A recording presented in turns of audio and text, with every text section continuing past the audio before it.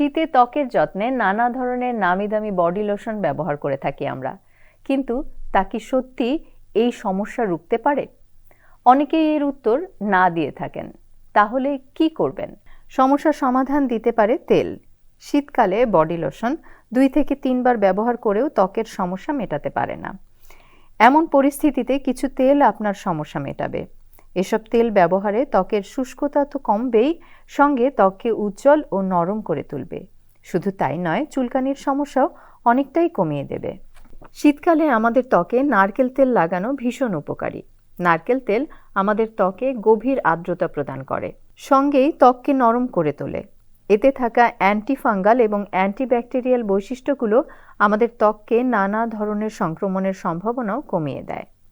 Olive অয়েলে রয়েছে antioxidant, যা ত্বককে গভীর আর্দ্রতা প্রদান করার পাশাপাশি ত্বককে বাহ্যিক ক্ষতি থেকেও রক্ষা করে।